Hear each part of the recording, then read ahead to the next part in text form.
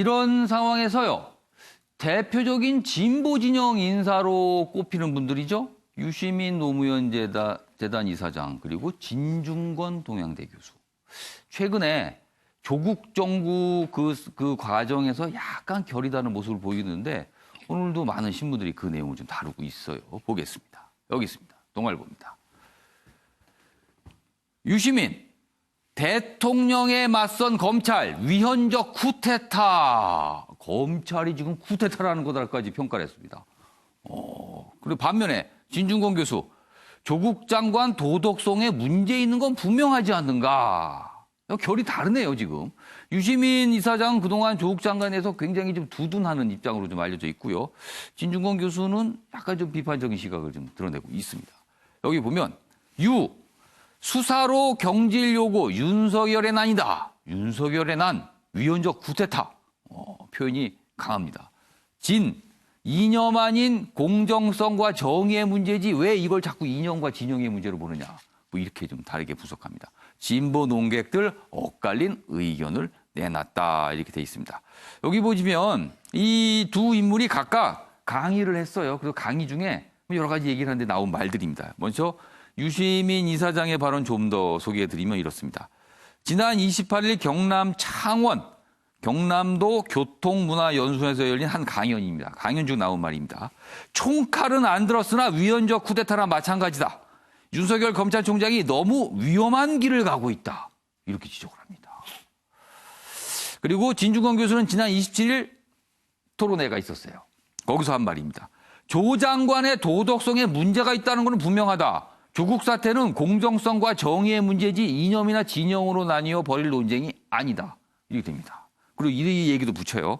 그러면서 조 장관이 검찰개혁의 최적격자임은 틀림없다. 뭐 도덕성은 좀 문제가 있지만 그래도 검찰개혁을 가장 잘했습니다. 이건 또 인정을 했습니다. 전체적으로 보면 약간 결이 다르게 나와서 오늘 기사들 좀 다루고 있습니다. 이 내용은요. 장유민 변호사와 윤기찬 변호사 각각 질문 좀 드릴게요. 사실 대표적인 진보 논객들이었어요. 두 분 다. 그리고 그럼 같은 어떻게 보면 사실은 언론에서 이런 표현을 좀 가능한 안 쓰면 되는데 오늘 마땅한 표현이 없네요. 같은 진영이라고 하겠습니다. 같은 진영에 계신 분들로 알려져 있어요. 그런데 상당히 결이 다르거든요. 자, 장유민 변호사, 왜 이런 차이가 벌어진 걸까요? 일단 조국 장관 후보자가 이제 청문회 과정을 거치면서 물론 공정의 어떤 가치를 훼손했다라는 지적 받을 만한 어떤 부분이 있었다는 거, 거기에 대한 평가가 엇갈리는 것 같습니다. 그러나 유시민 전 장관이 언급한 그 공개 강연에서 뭐 눈두렁시계의 어떤 그 트라우마가 아른거린다. 과거 과거에 노무현 전 대통령과 관련해서 그런 어떤 학습 효과에 의해서 이 부분에 대해서는 단순히 어떤 공정한 수사가 진행되는 건을 넘어서서 정치적으로 이 검찰이 좀 수사를 하는 게 있지 않느냐라는 비교적 합리적인 어떤 추정에 기반한 의문을 제기하는 걸로 보이고 이런 연장선상에서 어떤 조국이 상징하는 이 검찰 개혁을 두둔하는 입장 그리고 이 조국 개인에 대해서 도덕성을 문제 삼는 물론 목소리 있을 수 있다고 생각합니다. 하지만 이 유시민 이사장 같은 어떤 이 주장 좀 온당하지 않나라는 생각 듭니다.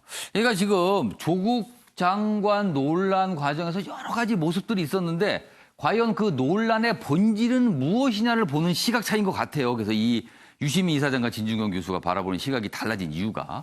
자, 윤기찬 변호사. 윤기찬 변호사는 왜 이 두 인물의 이런 시각이 달라졌을까? 어떻게 보세요?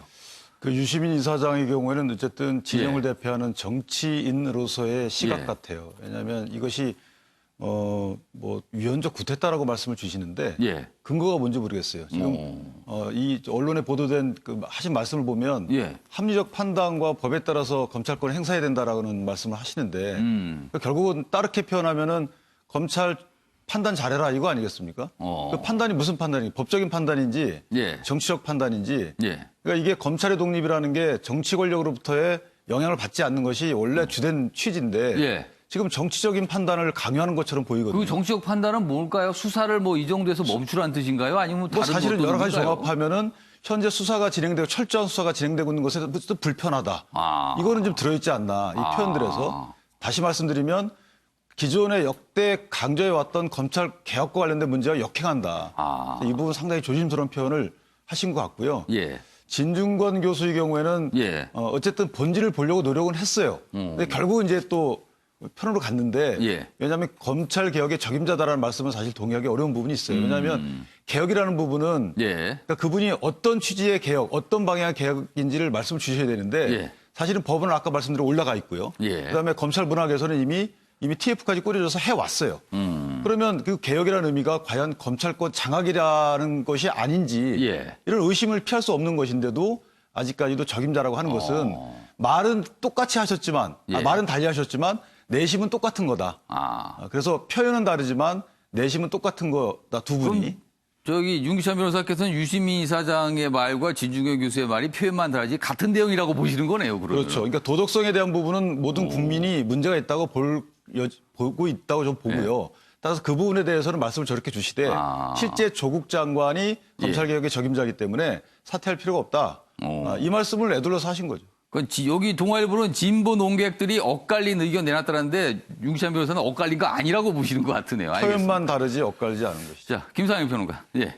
제가 이게 유시민 이사장께서 예. 자꾸 뭐 본인이 그 어떤 직함을 안 맡은 자연인인 것처럼 예. 하시는데 예. 노무현 재단의 이사장이세요. 근데 본인은 정치인 아니라고 지금 계속 얘기를 하잖아요. 지금 그 여권 진영의 최대의 예. 그 정치 사관학교라고 불리는 것이 노무현 재단입니다. 거기 이사장이세요. 예. 근데 거기에 계신 분의 말에 영향력이 없다고 얘기하는 거는 정말 예. 말이 안 되는 소리고요. 예. 그 정도의 위치에 계신 분이 쿠데타라는 말을 저렇게 쉽게 쓰시면 저는 정말 안 된다고 봅니다. 왜냐하면 저게 감성적이고 굉장히 선동적인 말인데 예. 저렇게 해가지고 진영들을 자극하면 예. 반대 진영도 똑같이 자극되는 거거든요. 어. 근데 세상에서 가장 무서운 거는요. 예. 잃을 게 없는 분들이에요. 잃을 게 적은 분들이고요. 예. 그런 분들이 감성적으로 선동이 되면 예. 이게 굉장히 테러적 상황이나 이런 것들이 막 그 돌발적으로 일어나는 거를 우리가 과거에 많이 봤거든요. 예. 그래서 좀 차분하게 말씀을 하셔야지 뭐 예. 쿠데타 이런 말씀 저는 진짜 안 하셨으면 근데 좋겠어요. 왜 이런 표현을 썼을까요, 그러면? 그러니까 같은 진영 사람들의 감성을 선동하고 더 자극하려고 하시는 건데 책임 있는 자리에 있는 분들이 저런 예. 말씀을 하시는 거는 예. 정말 무책임한 저는 어떤 언행이라고 보거든요. 그러니까 김상현 평론가는 뭐 두 인물의 차이점, 뭐 내용을 떠나서 이런 식의 이런 반응 이런 거는 좀 문제가 있다라고 지적을 해주신 거네요. 알겠습니다. 조국 장관 얘기 뭐 벌써 30분이 훌쩍 넘었네요. 이 얘기를 하다 보니까 이 정도로 마무리하고요. 정치권 기사 오랜만에 좀 다뤄보겠습니다. 유승민 의원 얘기가 오랜만에 나왔습니다. 여기 보시죠. 매일 경제입니다. 유승민, 바른미래당은 보여준 게 없다. 이제 결심해서 행동에 나설 것이다. 굉장히 짧은 말이에요. 그런데 짧은 말인데 굉장히 좀 여러 가지 얘기가 있습니다. 이것도 지난 28일 그러니까 서울 코엑스에서 젊은 의사 포럼이 주최한 특강이 있었는데 특강 자리에서 얘기를 한 겁니다. 공개석상에서 한 말입니다. 바른미래가 보여준 게 없다. 이제 결심해서 뭔가 행동할 때다. 의미심장합니다. 그래서 언론들은 내달 신당 창당 가능성 뭐 이런 거 얘기한 거 아니냐, 뭐 탈당 얘기한 거 아니냐 이렇게 해석을 합니다. 다음 기사입니다.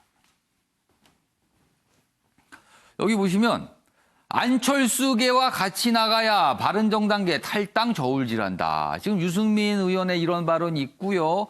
그동안 지금 바른미래당 내용의 내용입니다. 계속. 그러자 이제 그 안에는 이른바 이제 바른정당계와 그다음에 국민의당계 그리고 그 이후에 합류하신 분 뭐 여러 가지 갈래가 있는데 지금 바른정당계가 탈당을 저울질한다. 그런데 탈당해도 안철수계와 같이 나가야 한다. 뭐 이런 얘기입니다. 여기 보면 유승민 결행 시사했지만 10일 탈당설과 관련해서는 사실무근이다. 일단 또 신중합니다. 뭐 당장 나가는 건 아니다. 뭐 이런 의미를 읽혀요. 그리고 이 안철수계 얘기가 왜 나왔냐면요. 지금 바른정당 계열은 다 지역구를 가진 국회의원이에요. 그냥 나가면 됩니다. 탈당해서 신당을 만들든 무소속이든 상관없어요. 그런데 안철수계 의원의 대부분은 비례대표예요. 탈당하게 되면 의원직을 상실합니다. 상실 안 하려면 당에서 제명을 해줘야 됩니다. 근데 지금 손학규 대표가 제명을 안 할 것 같다는 거죠. 그래서 안철수계의 고민이 있다는 겁니다. 그 얘기입니다. 그래서 제명 아닌 탈당 땐 의원직 상실한다. 비례대표들 동반 탈당할 수 있을까? 이게 고민인데 이 여부가 고비가 될 것이다. 이런 얘기입니다. 지금. 제가 복잡하게 설명을 드렸는데 뭐 당 상황이 좀 복잡합니다. 그래서 최영철 편집위원. 네. 자, 만약에요. 가정을 좀 해보겠습니다. 유승민 의원이 탈당하고요. 바른정당계도 같이 탈당합니다. 그리고 뭐 안철수계도 어떻게 해서 우여곡절이 나옵니다. 그러면은 신당을 또 만드는 겁니까? 뭡니까? 다음 수순은. 유승민 의원을 얼마 전에 제가 전화를 하니까 전화를 안 받으세요. 예. 그만 고민이 많다는 거예요. 예. 지금 강연만 하시고 예. 개별 취재 접촉은 별로 안 하세요. 잘 전화 안 받습니다. 동상. 그러니까 지금 예. 머리가 복잡하다는 얘기인데 머리가 복잡한 지가 꽤 됐습니다. 예. 근데 최근에 제가 그 측근들로부터 들은 이야기는 이제 총론은 확정을 했다. 오. 한국당은 안 간다. 새로운 제3지대를 모색해서 예. 거기에서 새로운 신당을 만들어서 정치를 해보겠다는 것인데 그게 총론은 확정된 거예요. 총론은 확정된 거 신당. 그렇습니다. 오. 한국당은 안 간다. 그저께도 그렇게 말씀하셨죠. 한국당이 안 들어가겠다고. 예. 그런데 지금 강론에 있어서 지금 이론이 별로 서지를 않는다는 거죠. 지금 총론을 확정하고 강론에 가서 예. 어떻게 구체적인 대안을 마련해 볼까 하는데 예. 그 대안들이 별로 현실성이 없는 것이어서 지금 구체적인 차기 프로젝트를 밝혀내지를 못한다는 것이 유승민 의원의 근데 딜레마죠. 신당을 만드는 게 바른미래당도 신당이었잖아요. 그렇죠. 결국에는 근데 또 만들어 당을? 지금 조국 사태로 보면서 예. 결국 양 진영이 집결을 하고 있습니다. 예. 보수와 진보가. 예. 그러니까 지금 거의 딱 갈라지거든요. 예. 그러니까 새로운 삼지대의 스페이스가 나오겠느냐는 거죠. 그러니까 유승민 의원도 총론을 확정했지만 그 총론을 갖고 강론을 가자고 하니까 결국에는 이 양진영 대결이 다시 집결세로 가다 보니까 예. 지금 강론에 있어서 해답이 안 나오는 겁니다. 그러니까 쉽게 결항을 하지 못하는 것인데 예. 제가 볼 때는 이렇게 되면 또 강론을 만들기 위해서 시간을 좀 더 벌 것이다. 예. 결국에는 어차피 총선은 내년 4월이니까 예. 시간이 꽤 남았으니까 예. 그 향후에 지금 양진영 대결이 어떻게 될 것이냐 그리고 한국당의 공천 상황은 어떻게 될 것이냐 이것을 보면서 돌다리를 두들겨 가면서 강론을 만들어 갈 것이다. 아직은 예. 그림이 나오기는 이르다. 그럼 최영철 이렇게 편집위원은 안철수 의원, 안철수 계회, 그다음에 유승민 의원 계, 뭐 아무튼 과거에 쉽게 말하면 유승민, 안철수가 다시 손잡고 신당을 만들 수 있다라는 거잖아요. 그 그렇습니다. 생각은 총론이다. 그렇습니다. 그런데 그 구체적인 방법에 무슨 여지가 잘 안 보여서 고민이다. 이건데 아니 제가 말씀은 바른미래당이 유승민, 안철수가 손잡아서 만든 당 아니냐는 거죠.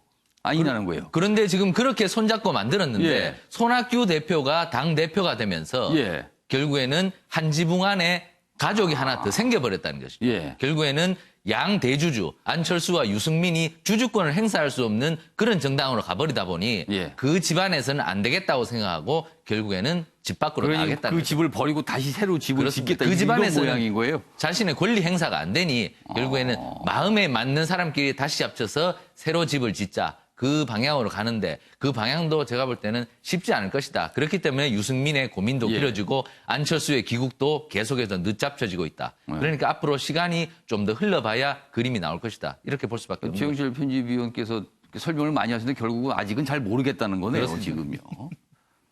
그래서 뭐 이 정도로 하겠습니다. 잘 모르는데 이걸 자꾸 추정해봐야 무슨 의미가 있겠습니까? 지켜보는 수밖에 없을 것 같습니다.